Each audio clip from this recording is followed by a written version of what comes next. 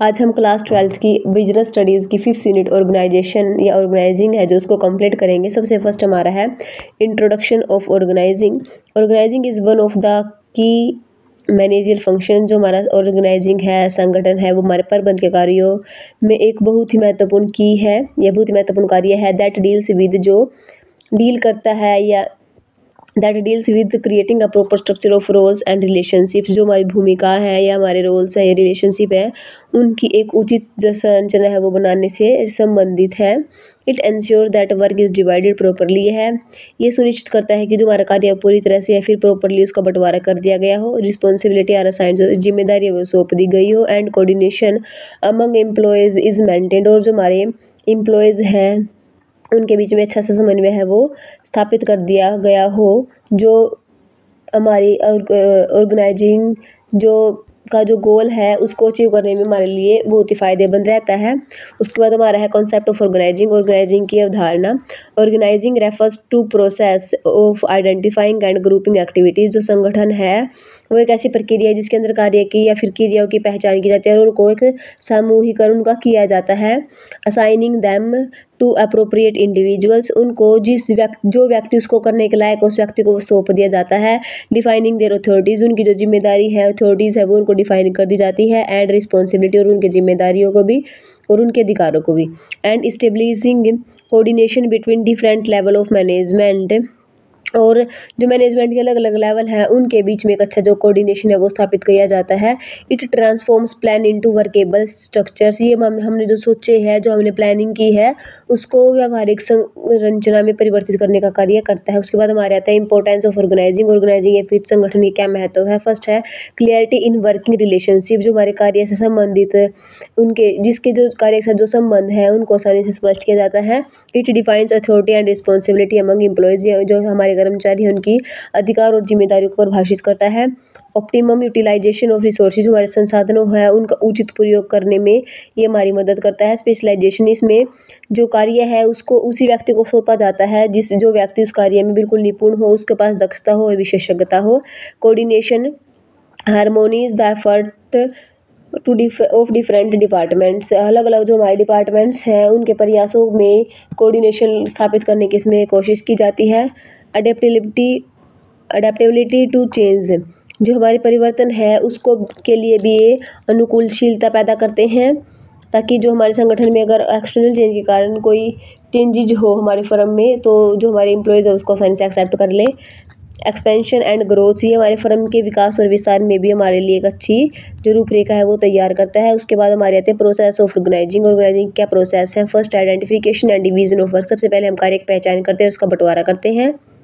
Second हमारा departmentalisation. Departmentalisation का मतलब विभागीकरण। समान जो एक प्रकार की गतिविधि होती है, सिमिलर एक्टिविटीज़ है, उनको एक अलग ग्रुप में बांट दिया जाता है। जैसे फाइनेंस की सारी एक्टिविटीज़ फाइनेंस के ग्रुप में आती है, मार्केटिंग की से रिलेटेड जो भी है वो मार्केटिंग के अंदर आ जाएंगी। इस प्रकार से हम इसका डिपार्टमेंटलाइजेशन कर देते हैं। यह हमारा असाइनमेंट ऑफ ड्यूटी, जो जिसकी जो ड्यूटी है, जिसका जो कर्तव्य है वो उनको सौंप जाता है, और हर व्यक्ति को ड्यूटी या कर्तव्य उसकी स्किल और एबिलिटी के अकॉर्डिंग सौंपा जाता है। इस्टेब्लिशिंग रिपोर्टिंग रिलेशनशिप्स, जो रिपोर्टिंग संबंध है वो स्थापित कर दिए जाते हैं। इसमें यह बता दिया जाता है कौन व्यक्ति किसको कमांड देगा, उसी के अकॉर्डिंग ही इसमें कार्य सौंपा जाता है। इसमें कमांड की एक श्रृंखला बना दी जाती है कि कौन किसको रिपोर्ट देगा। उसके बाद हमारे आते हैं जो ऑर्गेनाइजेशन है वो दो प्रकार के होते हैं, फॉर्मल और इनफॉर्मल।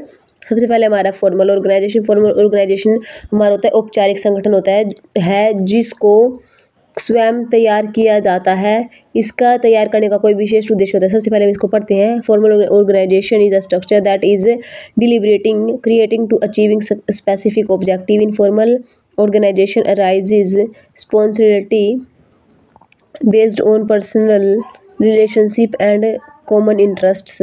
जो हमारा औपचारिक संगठन है वो है उसको बनाने का एक मेन मोटिव होता है, इसको जानबूझकर भी बनाया जाता है। जो हमारे अनौपचारिक संगठन होते हैं वो उसको तो व्यक्ति स्वयं ही बना लेते हैं, अपने खुद की व्यक्तिगत संबंधों को अपने खुद की ही जिसमें जिस व्यक्ति का इंटरेस्ट होता है उसका उसी के साथ ही अनौपचारिक संगठन बन जाता है। पहले हमारे हैं फॉर्मल ऑर्गेनाइजेशन के ऑब्जेक्टिव्स। जो हमारा फॉर्मल ऑर्गेनाइजेशन है, फर्स्ट है इसके अंदर सभी की जो रोल्स है या रिस्पॉन्सिबिलिटी है वो फुली डिस्क्राइब होती है, क्लियर होती हैं। सेकंड है डिसिप्लिन एंड सिस्टमेटिक वर्किंग, इसके अंदर जो कार्य होता है बिल्कुल अनुशासन के साथ और सिस्टमेटिक ढंग से किया जाता है। और जो हमारा फॉर्मल है वो हमारा रूल्स और रेगुलेशन के ऊपर बेस होता है, ये हमारा रूल रेगुलेशंस के ऊपर बेस होता है। उसके बाद हमारे आता है इसके अंदर जो कार्य है उसका भी अच्छे तरीके से बंटवारा कर जाता है। इसके अंदर हमारी जो जवाबदेही है और कोऑर्डिनेशन है वो भी अच्छे तरीके से स्थापित किया जाता है। उसके बाद हमारे आते हैं इसमें डिसएडवांटेज सबसे फर्स्ट हमारी है डिले इन डिसीजन मेकिंग, निर्णय लेने में इसमें बहुत ही ज़्यादा लंबा समय लगता है। उसके बाद हमारा है लेस फ्लेक्सिबिलिटी, इसके अंदर मतलब इसको ये फिक्स है, इसके अंदर हम आसानी से चेंज भी नहीं कर सकते। Focus on rules rather than creativity, इसके ये है ना हमारा रूल्स के ऊपर बेस होता है, क्रिएटिविटी के ऊपर इतना बेस नहीं होता। उसके बाद हमारा है इनफॉर्मल ऑर्गेनाइजेशन के एडवांटेज, जो हमारा इनफॉर्मल ऑर्गेनाइजेशन है इसके अंदर जो हमारा कम्युनिकेशन है वो बहुत ही स्पीड में होता है, बिल्कुल तेज़ी से होता है। उसके बाद हमारा है इसके अंदर जो एम्प्लॉयज़ है वो उसके में संतुष्ट होते हैं, एक दूसरे का सपोर्ट करते हैं। इनकरेज टीम वर्क, इसके अंदर जो टीम वर्क है उसको प्रोत्साहन मिलती है। और हम इसमें बोल सकते हैं कि ये खुद ही बना जाता है, निजी होता है, ये स्टेबल नहीं होता। इसके अंदर स्टेबिलिटी है वो उसकी कमी पाई जाती है। इसमें कोई रूल रेगुलेशन रिटर्न में नहीं होते और इनका जो कम्युनिकेशन का चैनल है वो इंडिपेंडेंट चैनल होता है। इसके डिसएडवांटेजेस में हो सकता है इससे जो अफवाहें है वो ज़्यादा फैलती हैं, कि इसके अंदर चेंज है बहुत ज़्यादा हो जाता है और कई बार इसके वजह से जो व्यक्ति है वो संगठन में चेंज करना भी नहीं चाहते, उसके विरुद्ध हो सकते हैं। उसके बाद हमारा था लैक ऑफ अकाउंटेबिलिटी, इसके अंदर जवाबदेही है जो उसकी भी कमी पाई जाती है। उसके बाद हमारे आते हैं functional and divisional structure of organisation, जो हमारे संगठन है उसकी कार्यात्मक और उसकी विभागीय संरचना। सबसे फर्स्ट हमारा है functional structure, group activities based on functions, जो हमारी फंक्शंस स्ट्रक्चर है वो हमारा कार्यों के ऊपर बेस हमारी एक्टिविटीज़ है उसके अंदर शामिल की जाती है। जैसे हमारी प्रोडक्शन से रिलेटेड हमारा प्रोडक्शन फंक्शनल हो गया, स्ट्रक्चर हो गया, मार्केटिंग हो गया, फाइनेंस के हो गया। उसके बाद हमारा आता है डिविजनल स्ट्रक्चर, जो डिविजनल स्ट्रक्चर है वो हमारे ग्रुप एक्टिविटी के ऊपर बेस होता है। ये हमारे उत्पादों और क्षेत्रों के आधार पर गतिविधियों को समूहित करता है। जैसे हमारे एक फर्म के अंदर अलग अलग उत्पाद है, अलग अलग क्षेत्र है, उनके आधार पर हमारी गतिविधियों को ये बांटता है, ये हमारा डिविजनल स्ट्रक्चर होता है। अभी हम करेंगे advantages of functional structure. Advantages of functional structure में सबसे फर्स्ट हमारा है स्पेसिफिलाइजेशन ऑफ वर्क, इसमें जो हमारा कार्य है वो बिल्कुल उसके विशिष्ट, उसमें के कार्य है जो वो बिल्कुल विशिष्ट, जो उसमें स्पेशलाइज होता है उसको सौंपा जाता है। उसके बाद हमारा है efficient work use of resources, जो हमारे रिसोर्सेज उनका अच्छी तरीके से इसमें उपयोग होता है। और उसके बाद हमारा है सिंप्लीफाइड सुपरविजन, इसके अंदर जो सुपरविजन है वो बिल्कुल आसानी से हो जाता है। और इसके अंदर जो डुप्लीकेशन है उसकी मिनिमाइजेशन होती है और ट्रेनिंग की इसमें फैसिलिटी होती हैं।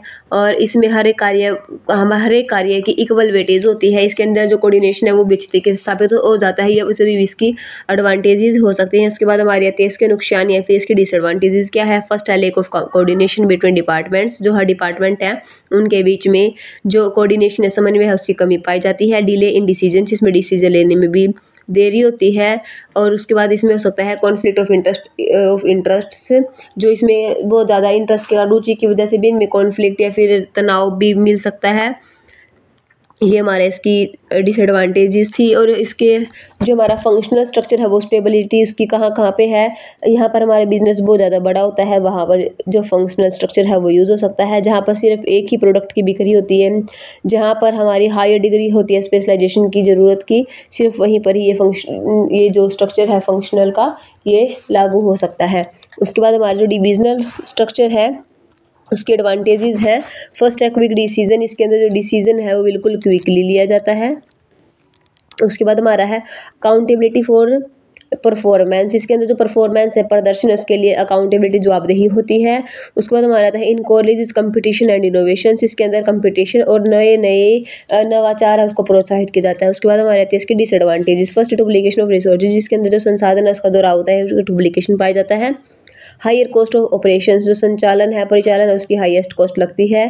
Focus on divisional goals instead of organisation goals, इसके अंदर जो डिवीजन प्रभाग जो लक्ष्य है उस पर ज़्यादा ध्यान केंद्रित किया जाता है अपने संगठनात्मक जो लक्ष्य है उसकी बजाय। ये कहाँ कहाँ पर स्टेबल होता है, जो हमारा डिवीजन है फर्स्ट है जहाँ पर हमारी जो प्रोडक्ट है उसकी वैरायटी ज़्यादा होती है वहाँ पर, और जहाँ पर अलग अलग जो टेक्नोलॉजी है, अलग अलग मार्केटिंग मेथड है उसका यूज़ किया जाता है अपने प्रोडक्ट के लिए, तो वहाँ पर जो डिविजनल ऑर्गेनाइजेशन है वो उसका यूज़ होता है। उसके बाद हमारा आता है डेलीगेशन। डेलीगेशन का मतलब होता है हम नॉर्मल वे में देखो तो डेलीगेट करना है फिर कुछ चीज़ सौंपना, इसको हम हिंदी में प्रतिनिधिमंडल बोलते हैं। Delegation means assigning authorities and responsibility to subordinates to carry out specific task. इस डेलीगेशन का मतलब होता है हमारे जो अधीनस्थ हैं, हमारे जो कर्मचारी हैं, उनको विशिष्ट कार्य करने के लिए कोई हमने उसके कार्य सौंप दिया, कार्य करने के लिए उसको अधिकार और जिम्मेदारी सौंपना। It allows managers to focus on higher level duties. इससे प्रबंधक को उच्च स्तरीय कार्य जो कर्तव्य है जो उस पर ध्यान केंद्रित करने में मदद मिलती है। अभी है हमारे एलिमेंट्स ऑफ डेलीगेशन। जो डेलीगेशन है उसके क्या क्या एलिमेंट्स है, क्या क्या तत्व है। सबसे फर्स्ट है इसमें अथॉरिटी। अथॉरिटी का मतलब होता है right to make decision and issue orders. निर्णय लेने और आदेश जारी करने का अधिकार उनको प्राप्त किया जाता है। उसके बाद हमारा आता है responsibility. Obligations to complete assigned task. जो सौंपा गया कार्य है उसको पूरा करने का उसको दायित्व। सबसे पहले उसको निर्णय लेने आदेश जारी करने के लिए, फिर जो हमने उसको कार्य सौंप दिया है उस कार्य को पूरा करने का उसको दायित्व दिया जाता है। फिर होती है जवाबदेही, अकाउंटेबिलिटी। जो कार्य उसको सौंपा गया था उसके परिणाम के प्रति वही जवाबदेही होगा। अगर वो कार्य स्पष्ट सफल हुआ या ना हुआ, सक्सेस है नहीं है, तो उसके लिए अकाउंटेबिलिटी या फिर जवाबदेही उसी व्यक्ति की होगी जिसको वो कार्य सौंपा गया है। Importance of delegation. जो डेलीगेशन है उसके क्या क्या महत्व है। सबसे फर्स्ट है रिड्यूस मैनेजरियल वर्कलोड। जो हमारा प्रबंधकीय कार्यभार है उसको कम करता है, क्योंकि इसके अंदर जो व्यक्ति कार्य करता है हम उसी व्यक्ति को ही उसकी सारी जिम्मेदारी सौंप देते हैं, वही उसके लिए जवाबदेह होता है। इसलिए जो मैनेजर है उसका जो वर्कलोड है वो कम हो जाता है। Improve employees confidence. इससे जब हम किसी व्यक्ति को कार्य करने के साथ साथ उसकी जिम्मेदारी, अकाउंटेबिलिटी, अथॉरिटी, रिस्पॉन्सिबिलिटी को सबको सौंप देती है, तो इससे जो हमारा एम्प्लॉय है उसका जो कॉन्फिडेंस लेवल है वो बढ़ जाता है। Lead to better decision making. जो वो है इससे उसको बेहतर निर्णय लेने में मदद मिलती है। Help in managerial development. जो प्रबंधन के विकास उसमें भी मदद मिलती है। Decentralisation. Decentralization refers to the systematic delegation of authority at all level of management। जो डिसेंट्रलाइजेशन है ये विकेंद्रीयकरण है। उसका मतलब है जो हमारे मैनेजमेंट है उसके हर लेवल पर जो हमारे अधिकारी हैं उनको व्यवस्थित हस्तांतरण करना। मतलब जिसकी जो रिस्पॉन्सिबिलिटी है, जो अथॉरिटी है, उनको उनके लेवल के अकॉर्डिंग सौंपना। इसमें यह है इट एंश्योर दैट। इसमें यह सुनिश्चित किया जाता है decision making power is shared with lower level. जो निर्णय लेने की शक्ति है वो निचले लेवल के लोग हैं उनके साथ भी साझा की जानी चाहिए। इंपॉर्टेंस ऑफ डेलीगेशन डिसेंट्रलाइजेशन की क्या क्या इंपॉर्टेंस है। फर्स्ट हमारी reduce burden on top management. जो हमारा टॉप लेवल मैनेजमेंट है उसका बोझ कम होता है। Improve decision making. जो हमारी निर्णय लेने की क्षमता है उसमें सुधार होता है। इनकोरेज एम्प्लॉय पार्टिसिपेशंस। जो हमारी एम्प्लॉयज़ है वो पार्टिसिपेट करने में किसी कार्य में वो भी उनको बढ़ावा मिलता है। Promote development of future management. जो हमारे फ्यूचर की मैनेजमेंट है, मैनेजर्स हैं, वो आगे आने के लिए उनको बढ़ावा मिलता है। Increase flexibility and efficiency. हमारे जो कार्य है उसमें लचीलापन और उसमें सुनिश्चितता या फिर दक्षता आती है। अभी हम करेंगे difference between decentralisation and delegations. सबसे पहले नेचर। जो डेलीगेशन है उसका नेचर इंडिविजुअल होता है, व्यक्तिगत होता है, लेकिन जो डिसेंट्रलाइजेशन है उसकी जो प्रकृति है वो संगठनात्मक होती है। उसके बाद बात आता है स्कोप। स्कोप मतलब क्षेत्रीय फिर दायरा। Delegation has limited scope. जो डेलीगेशन है उसका जो दायरा है वो सीमित है, लेकिन जो डिसेंट्रलाइजेशन है उसका जो दायरा है वो बहुत ही बड़ा है। Authority level. जो हमारा डेलीगेशन है उसके अंदर उसके अंदर शामिल होता है किसी भी इंडिविजुअल को उसकी अथॉरिटी सौंपना। वो अथॉरिटी उसको जो उसको सुपीरियर होता है उसको सौंपता है अपने सबऑर्डिनेट को, मतलब जो मैनेजर है वो कर्मचारी को सौंपता है। लेकिन जो डिसेंट्रलाइजेशन है उसके अंदर इन्वॉल्व की जाते हैं distribution of authority at multiple level. इसके अंदर अलग अलग जो मल्टीपल लेवल है उनके अंदर जो अथॉरिटी है वो सौंपी जाती है। नेक्स्ट हमारा पर्पस। जो डेलीगेशन है उसका पर्पस है हेल्प करना जो मैनेजर है उसका वर्कलोड को कम करने में। लेकिन जो डिसेंट्रलाइजेशन है उसका जो पर्पस है वो प्रमोट करना होता है अपने प्रबंधकीय विकास के को। उसके बाद हमारा आता है कंट्रोल। कंट्रोल के अंदर जो डिसेंट्रलाइजेशन है उसके अंदर जो कंट्रोल है वो अनलिमिटेड रहता है, अल्टीमेट रहता है, किसके साथ, सुपीरियर के साथ। लेकिन जो डिसेंट्रलाइजेशन है उसके अंदर जो कंट्रोल है वो डिस्टर्ब होता है या फिर वो बिल्कुल वितरित होता है।